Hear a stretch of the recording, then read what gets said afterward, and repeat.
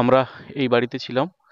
আমি টোটাল এই বাড়ির ভিডিওটা আর করিনি, কারণ অনেকজন একসঙ্গে আছি তো, ওই জন্য আর সবাই অপরিচিত ছিলাম না, ওই জন্য খাওয়ার অনুমতি নেওয়ার একটা ব্যাপার থাকে। আমরা রাত্রে যখন আসি সে দেখি সব ঘুমিয়ে পড়েছে, আমরা ভিডিও করিনি।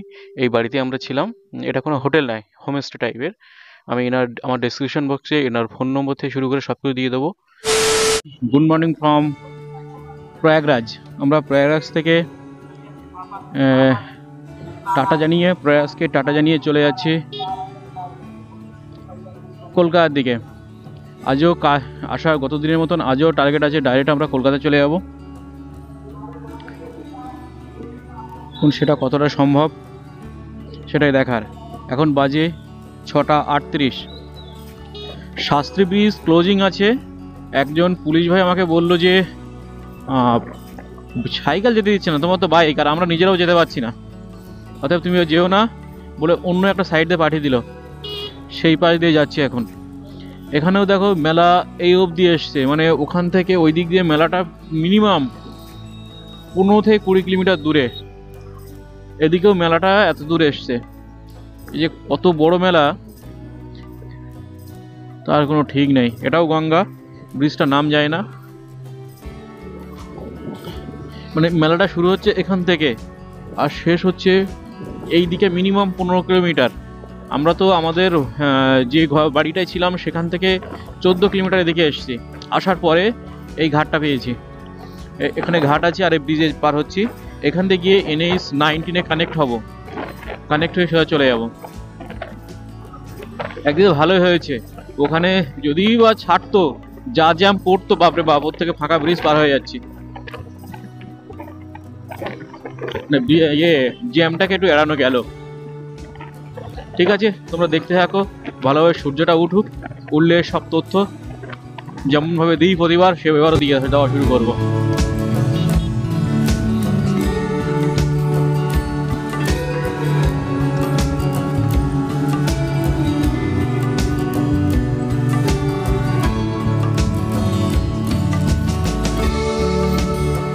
ফাইনালি পুরো 30 কিলোমিটার ঘুরে ঘুরে আসার পরে NH-19 অর্থাৎ GT road, Delhi Kolkata highway, এটা বেনারস হয়ে চলে যাচ্ছে পুরো। এই রাস্তায় এসেছিলাম, এই একটাই রাস্তা, আমাদের লাদাখের স্বপ্নের যে রাস্তা সে রাস্তা এটাই। এই রাস্তায় সোজা চলে যাব বারাণসী। বারাণসী হয়ে তারপর এক এক করে যে জায়গাগুলো, ধানবাদ থেকে শুরু করে কলকাতা একই হয়ে তারপরে বাড়ি। আজকে আমরা ডাইরেক্ট বাড়ি যাওয়ার পরিকল্পনা করেছি। এখন সেটা কতটা সম্ভব ঈশ্বর জানে। ঠিক আছে, রাত তো হবে, রাত হয়ে হয়তো আবার সকালও হয়ে যেতে পারে, কারণ এখানে আমাদের রুম থেকে আমার বাড়ি ছিল 800-850 কিলোমিটার, আর ওই 30 কিলোমিটার ঘুরলাম, তার মানে প্রায় 900 কিলোমিটার হয়ে গেছে। 900 কিলোমিটার একটা দিনে টাচ করা খুবই কষ্টকর। তারপরে আমরা বার হয়েছি 6:30টার দিকে, মানে বুঝতেই পারছো খুব টাফ ব্যাপার। আর সেই টাফটা আজকে আবার করতে চলেছি। আসার দিনও করেছিলাম 850 কিলোমিটার, একদিনে কভার করে দিয়েছিলাম। 850 বেশি ছিল, 868 মতন ছিল, 68 মতন ছিল, সেটা কমপ্লিট করেছিলাম। আর যাওয়ার সময় প্লাস 900 প্লাস। দেখা যাক কতদূর সম্ভব এটা। আর ওদিকে সানরাইজ হচ্ছে, সূর্যমুখ অনেকটা উঠে গেছে। আর এখন রাস্তায় গাড়ির এটা একটু কম আছে, ওই জন্য ভিডিওটা বেশি বানাবো না, যেহেতু আবার কুয়াশা কুয়াশা আছে, একটু গাড়িটা টানবো আমি। এখন গাড়ি চালাচ্ছি 70-71, কিন্তু যখন ভিডিও করছি না তখন গাড়ির স্পিড মোটামুটি 80-85 রাখছি। ঠিক আছে, তোমরা দেখতে থাকো, আমি গাড়ি টেনে নিই।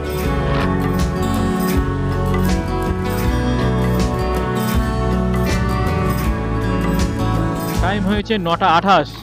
আমরা অলরেডি 150 কিলোমিটার বাইক চালানো হয়ে গেছে। 150 কিলোমিটার আসতে সময় লেগেছে 3 ঘন্টা।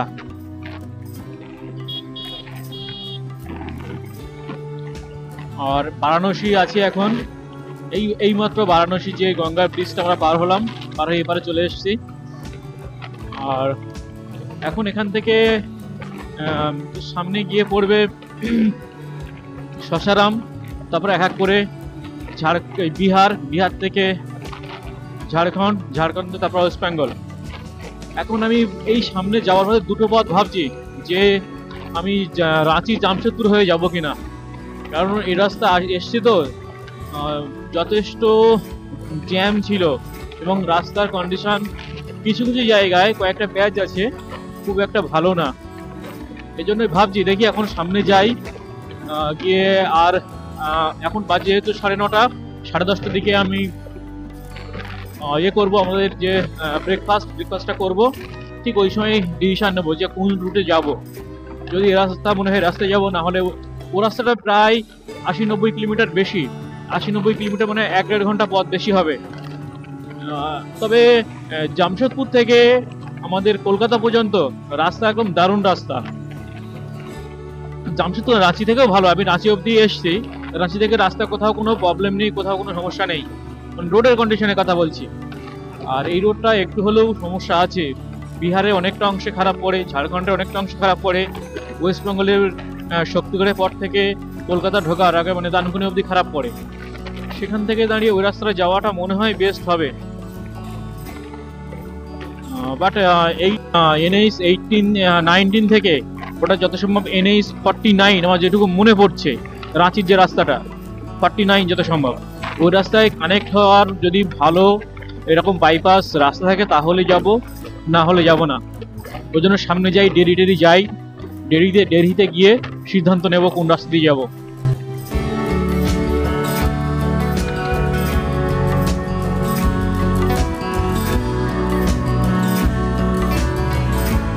তবে যতক্ষণ ইউপি দিয়ে গাড়ি চালাচ্ছি ততক্ষণ রাস্তা নিয়ে কোনো প্রবলেম হবে না, রাস্তা দারুণ রাস্তা। প্রবলেমটা শুরু হবে বিহার থেকে, আর বিহারে যেমন রাস্তা কয়েকটা জায়গায় খারাপও আছে, জ্যামও আছে সেরকম।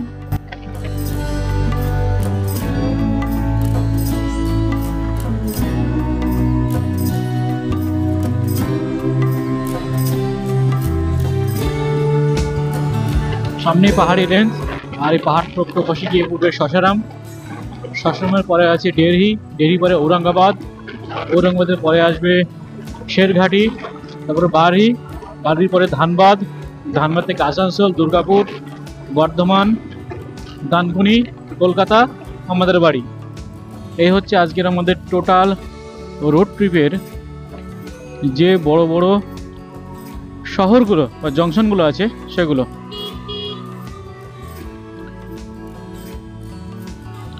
বেশ, এই জ্যাম শুরু।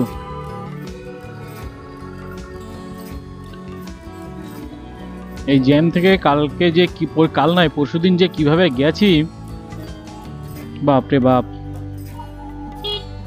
সেই জ্যাম কিছুটা আবার এখানে শুরু হলো। ম্যাপে পুরো রেড হয়ে আছে এরিয়াটা। এখানে পাহাড়টা দেখো, পাহাড়ের গায়ে পাথরগুলো কেটে কেটে যেন খেয়ে ফেলেছে, দারুণ লাগছে দেখতে।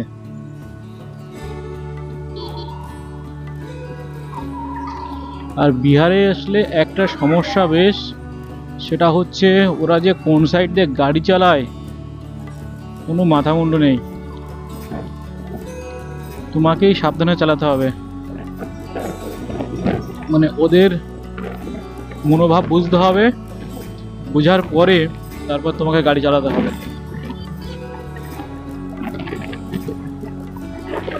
নাহলে খুব চাপের এখানে। আর একটা জিনিস বিহারে লক্ষ্য করলাম, সেটা রাস্তার মাঝখানে কোথাও কোথাও ভাঙা ইটগুলো আছে। তোমরা অবশ্যই এটা দেখে চালাবে, বিশেষ করে রাত্রে যখন চালাবে খুব সাবধানে। যদি সামনের টায়ারটা উঠে যায় তাহলে কিন্তু বড় ধরনের অ্যাক্সিডেন্ট। টাইম হয়েছে 12:37, আমাদের 280 কিলোমিটার চালানো হয়েছে, আর এখন আছি সোন নদীর উপরে। আর পাশে মালগাড়ি যাচ্ছে রেল ব্রিজ দিয়ে, নদীতে এক ফোঁটা জলও নেই। কালকে যখন যাই এই নদীর উপর দিয়ে বেশ জ্যাম ছিল, আজও সেই একই অবস্থা।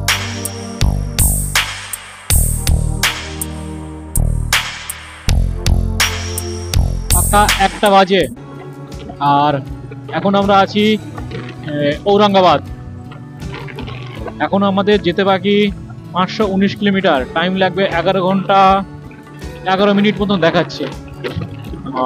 এখন আমাদের লাঞ্চ হয়নি, 1টা বাজে, 1টা থেকে 1:30টার মধ্যে আমাদের লাঞ্চ টাইম, ওটা করে নেব। তবে এখনো পর্যন্ত রাইডটাকে বেশ এনজয় করছি। টোটাল 300 কিলোমিটার চালানো হয়ে গেছে। আমার এখানে দেখাচ্ছে 280.9। আর আমি ট্রিম মিটার জিরো করেছিলাম, আমার অতটা খেয়াল নেই, তবে 20 কিলোমিটারের উপরে না, ওই জন্য 20 কিলোমিটার ধরে নিলাম। ধরে নিয়ে যদি হয় 100, 280 আর দিকে 20, 300 কিলোমিটার রাইড করা হয়ে গেছে। আর ব্রেকফাস্ট আমাদের প্রতিদিনের মতন এবার সে ব্রেকফাস্ট হলো কলা দিয়ে। ওই জিনিসটা উপভোগ করি আমরা। এই সকালবেলা ভাজা পোড়া খেতে একদমই ইচ্ছা হয় না, শুধু সকাল থেকে একবার চা খেয়েছিলাম, তবু চাটা সেই দুধ চা। আমরা লাল চাটা খাই, বাট এখানে রোড সাইডে ওটা আশা করা বৃথা। ওটা খাওয়ার পরে তার থেকে একটু সামনে এসে চান্দুলিয়া না কি যেন জায়গাটার নাম ভুলে গেছি, ওখানে এসে কলা কিনলাম। সেই এক একজনের 12টা নিল 70 টাকা, 1 ডজন 70 টাকা, বেশ সাইজের ছিল। এক একজন 6টা করে খেয়েছি, ও 6টা আমি 6টা। খাওয়ার পরে আর কিছু প্রয়োজন হয় না। তারপর এখন এই 1টা থেকে 1:30টার মধ্যে কোনো একটা ধাবা থেকে লাঞ্চটা করে নেব। আমাদের লাঞ্চ কমপ্লিট। সবজি ভাত নিয়েছিলাম, 100 টাকা প্লেট নিয়েছে। আর ওখানে অনেকটা টাইম চলে গেল, প্রায় 1.5 ঘন্টা। খাওয়ার পরেও অনেক সময় বসেছিলাম, কারণ আজকে আমাদের এবং আমাদের বাইক লম্বা রেসের ঘোড়া হতে চলেছে। আসার দিনও হয়েছিল, যাওয়ার দিনও হচ্ছে, ওই জন্য একটু চার্জের ব্যাপার ছিল, সবাই চার্জ দিয়ে নিলাম। আমিও নিয়ে নিলাম, পিছনের ক্লিয়ান রাইডার সেও নিয়ে নিল, বাইকও নিয়ে নিল। এবার এখান থেকে একটু লং টানা হবে, তারপরে তো সন্ধ্যা হয়ে যাবে। আমরা অলরেডি ঔরঙ্গাবাদ পার হয়ে গেছি, সামনে আবার চম্পারণ জঙ্গল পড়বে। এখন ঝাড়খণ্ড আসতে অনেক বাকি, চম্পারণ জঙ্গলটা পার হওয়ার পরে ঝাড়খণ্ড।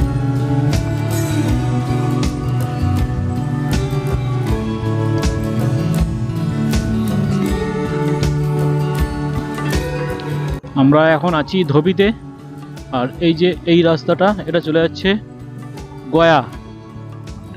এখান থেকে বেশি পথ নয়, 40-50 কিলোমিটার দূরে হচ্ছে গয়া।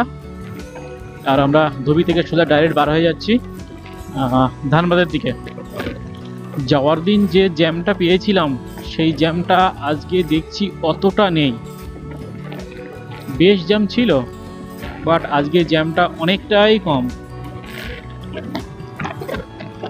রাইট সাইডে হাজারিবাগ চলে যাচ্ছে, ওইখানটায় জ্যামটা প্রচুর হয়েছিল। দেখি এবার সেখানে গিয়ে জ্যাম হয় কিনা।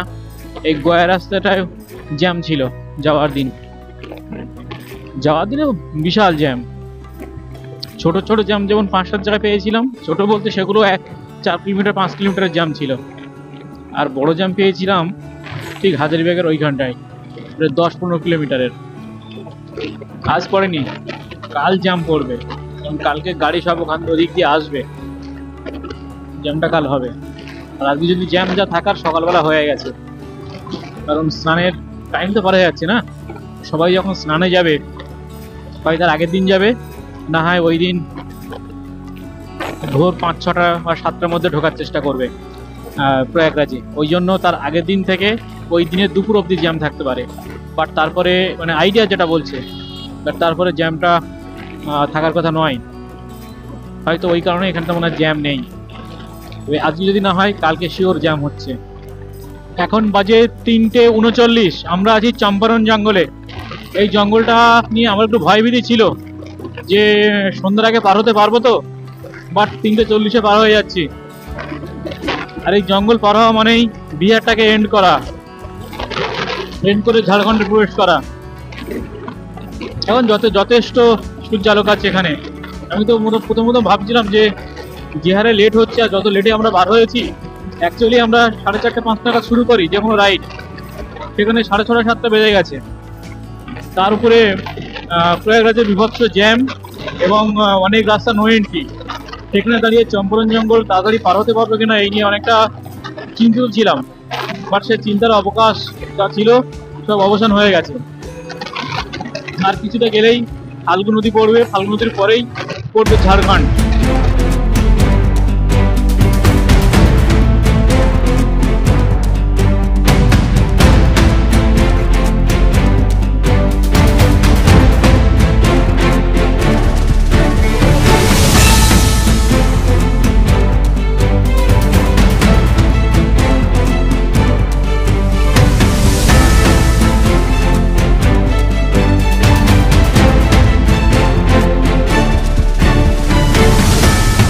ওই যে বিহারের এন্ড, এবার আমরা চলে গেলাম ঝাড়খণ্ডের মধ্যে।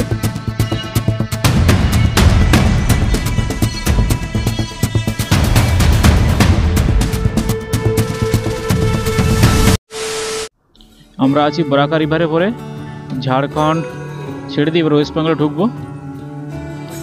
আর ব্রিজটা উপরে খুব জ্যাম, এমনি বুঝতেই পারছো যে দুটো বর্ডার মানে গাড়ি চেকিং টেকিং ইত্যাদি ব্যাপারগুলো থাকে, এই জন্যই জ্যাম।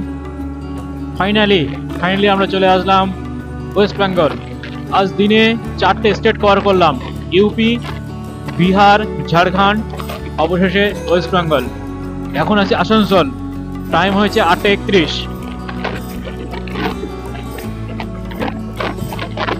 রাত্রে আর বেশি ভিডিও করছি না, এই রুটটা তোমরা মোটামুটি সবাই জানো। আজ এখনো পর্যন্ত আমরা 604 কিলোমিটার কভার করেছি। এই 604 কিলোমিটার কভার করতে টাইম লেগেছে 14 ঘন্টা। আমরা 6:30টায় শুরু করেছিলাম, এখন বাজে 8:30। টাইম হয়েছে 2:29 AM, মানে রাত 2:30 বাজতে যায়। এখন পার হচ্ছে দ্বিতীয় হুগলি সেতু। মানে সকালে বলেছিলাম না আজকে ডাইরেক্ট বাড়ি চলে যাব, সেটাই হচ্ছে আমাদের। তো এই রাত্রে মা ফ্লাইওভার খোলা নেই, মা ফ্লাইওভার নিচ দিয়ে যেতে হয় আমাকে। যাওয়ার সময় আমি এই আগে এরকম 2-2:30টার মধ্যে পার হয়েছিলাম এই বিদ্যাসাগর সেতু, আবার ফেরার সময়ও তাই। তাহলে আমরা কলকাতা এন্টার করে গেলাম। আর ভিডিওটা দীর্ঘমেয়াদী করছি না, এখানেই এই এপিসোডের কলকাতা টু প্রয়াগরাজ মহাকুম্ভ মেলার এপিসোড শেষ হচ্ছে। সবাই ভালো থাকবে।